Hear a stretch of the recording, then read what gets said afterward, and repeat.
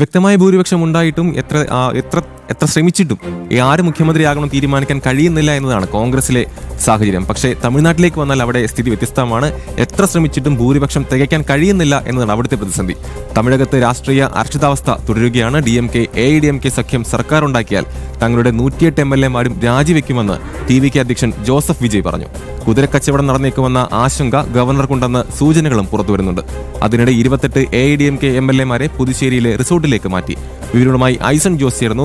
ഐസൺ, കഴിഞ്ഞ കുറച്ച് ദിവസങ്ങളിലായി ഈ ഒരു സ്ഥിതിവിശേഷം നടക്കുകയാണ്. എത്ര ശ്രമിച്ചിട്ടും അവിടെ തമിഴകത്ത് ജോസഫ് വിജയ്ക്ക് ഒരു ഭൂരിപക്ഷം ഉണ്ടാക്കാൻ കഴിയുന്നില്ല. അതേസമയം DMK AIDMK സഖ്യം ഉണ്ടാക്കുമെന്ന ഒരു സൂചന പുറത്തു വന്നിരുന്നു. പക്ഷേ അങ്ങനെ ഒരു സർക്കാർ വന്നാൽ തങ്ങളുടെ 108 MLA-മാരും രാജിവെക്കുമെന്നാണ് TVK അധ്യക്ഷൻ ജോസഫ് വിജയ് പറഞ്ഞിരിക്കുന്നത്. എന്താണ് ഇപ്പോൾ നടക്കുന്ന തമിഴ്നാട്ടിലെ സാഹചര്യം?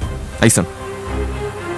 അമൽ, നിലവിൽ തമിഴ്നാട്ടിൽ അതിസങ്കീർണമായി മാറുകയാണ് പ്രശ്നങ്ങൾ. അതിനിടെയാണ് തീർച്ചയായും ഗവർണർ ചില ആശങ്കകൾ ഗവർണർക്കുണ്ട് എന്ന റിപ്പോർട്ടുകൾ പുറത്തു വരുന്നത്. ഔദ്യോഗികമായി ഗവർണർ ഇക്കാര്യം അറിയിച്ചിട്ടില്ല എങ്കിൽ കൂടി ചില ആശങ്കകൾ അദ്ദേഹത്തിനുണ്ട് എന്ന് ചില വിശ്വസനീയമായ കേന്ദ്രങ്ങളിൽ നിന്നും റിപ്പോർട്ടുകൾ പുറത്തു വരികയും ചെയ്യുന്നുണ്ട്. അത് കുതിരക്കച്ചവടം നടന്നേക്കുമെന്ന ഒരു വിഷയം തന്നെയാണ് ഗവർണർ കരുതലോടെ നീങ്ങുന്നത് എന്നാണ് മനസ്സിലാക്കാൻ സാധിക്കുന്നത്. നേരത്തെ നമുക്കറിയാവുന്നതാണ്, ഗവർണറെ കണ്ട് വിജയ് 113 MLA-മാരുടെ, അതായത് സാങ്കേതികമായി 112 MLA-മാർ മാത്രമായിരിക്കും, ആ 113 MLA-മാരുടെ പിന്തുണ പ്രഖ്യാപിച്ചുകൊണ്ടുള്ള കത്തും എല്ലാം തന്നെ നൽകിയിരുന്നു. പക്ഷേ 118 എന്ന നമ്പറിലെത്തിയാൽ മാത്രമേ സത്യപ്രതിജ്ഞയ്ക്ക് അനുവദിക്കൂ എന്ന് ഗവർണർ കൃത്യമായ നിലപാട് സ്വീകരിക്കുകയും രണ്ടാം തവണ വന്നപ്പോഴും അതിനെക്കുറിച്ച് അത് സാധ്യമാകാതെ വന്നൊരു സാഹചര്യവും ഉണ്ടായി.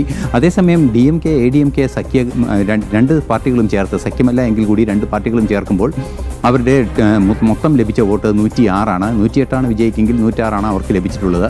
ആ ഒരു സാഹചര്യത്തിൽ 106 വോട്ട് ലഭിച്ച ആ സഖ്യം സർക്കാർ ഉണ്ടാക്കാനുള്ള നീക്കങ്ങൾ രഹസ്യമായി നടത്തുന്നു എന്ന റിപ്പോർട്ടുകൾ വന്നെങ്കിലും DMK അത് തള്ളിക്കളയുകയും ചെയ്തു. ആ ഒരു പശ്ചാത്തലത്തിലാണ് ഇപ്പോൾ നേരത്തെ അമൽ സൂചിപ്പിച്ചതുപോലുള്ള ഒരു നിലപാട് TVK-യുടെ ഭാഗത്തു നിന്ന് അല്ലെങ്കിൽ വിജയുടെ ഭാഗത്തു നിന്ന് ഉണ്ടായിരിക്കുന്നത്. വിജയ് പറയുന്നത് DMK AIDMK ചേർന്നൊരു സഖ്യമുണ്ടാക്കി സർക്കാർ രൂപീകരിക്കുകയാണെങ്കിൽ തങ്ങളുടെ 108 MLA-മാരും രാജിവെക്കുമെന്നൊരു നിലപാടാണ് അറിയിച്ചിരിക്കുന്നത്. ആ 108 MLA-മാർ രാജിവെക്കുകയാണെങ്കിൽ തീർച്ചയായും ഒരു അരക്ഷിതാവസ്ഥ അല്ലെങ്കിൽ ഒരു സങ്കീർണാവസ്ഥ തന്നെ അവിടെ ചെന്നെത്തുമെന്നതൊരു യാഥാർത്ഥ്യം തന്നെയാണ്. മറ്റൊരു പ്രധാന വിഷയം എടുത്തു പറയേണ്ടത്, നിലവിലെ സാഹചര്യത്തിൽ ഏറ്റവും ഗൗരവപൂർണ്ണമായി കാണേണ്ടത് 28ഓളം AIDMK MLA-മാരെ പുതുച്ചേരിയിലെ ഒരു റിസോർട്ടിലേക്ക് മാറ്റിയെന്നാണ്. അത് ആ തരത്തിലുള്ള ചില റിപ്പോർട്ടുകൾ പുറത്തു വരുന്നുണ്ട്. ഇത് സംബന്ധിച്ച സ്ഥിരീകരണങ്ങൾ ഇനിയും വരേണ്ടതുണ്ട് എങ്കിൽ കൂടി അത്തരത്തിലും റിപ്പോർട്ടുകൾ പുറത്തു വരുന്നുണ്ട്. നിലവിലെ സാഹചര്യത്തിൽ തമിഴക രാഷ്ട്രീയം ആകെ കുഴഞ്ഞു മറിഞ്ഞുകൊണ്ടിരിക്കുകയാണ്. ഒരു വ്യക്തത എത്താൻ സാധിക്കാത്ത, അമൽ നേരത്തെ സൂചിപ്പിച്ചതുപോലെ ഭൂരിപക്ഷം തയ്ക്കാനോ സർക്കാർ ഉണ്ടാക്കാനോ അടുത്ത നടപടിയിലേക്ക് നീങ്ങാനോ സാധിക്കാത്തൊരവസ്ഥ, കുതിരക്കച്ചവടം നടന്നേക്കുമെന്ന ആശങ്കയിൽ കരുതലോടെ നീങ്ങുന്ന ഗവർണറുടെ നീക്കങ്ങൾ, ഇത്തരത്തിലുള്ള ഒരു സങ്കീർണമായൊരവസ്ഥയിലൂടെ തമിഴ്നാട് നീങ്ങിക്കൊണ്ടിരിക്കുകയാണെന്ന് മനസ്സിലാക്കാൻ സാധിക്കുന്നത്. നിലവിലെ സാഹചര്യത്തിൽ മറ്റ് ചില നീക്കങ്ങൾക്കും TVK ശ്രമങ്ങൾ നടത്തുന്നുണ്ട് എന്നാണ് അറിയാൻ സാധിക്കുന്നത്. ഇന്നലെ നമുക്കറിയാവുന്നതാണ്, 108 MLA-മാരും അതുപോലെ തന്നെ 5 കോൺഗ്രസ് MLA-മാരും ചേർന്ന് 113 MLA-മാരുടെ പിന്തുണയാണ് വിജയ് മുന്നോട്ട് വെച്ചിരിക്കുന്നത്. അതേസമയം 2 CPI MLA-മാർ ഈ ഭൂരിപക്ഷം തെളിയിക്കാൻ, ഫ്ലോറിൽ ഭൂരിപക്ഷം തെളിയിക്കാൻ അവസരം നൽകണമെന്നാവശ്യപ്പെട്ട് കത്ത് നൽകുകയും ചെയ്തിട്ടുണ്ട്.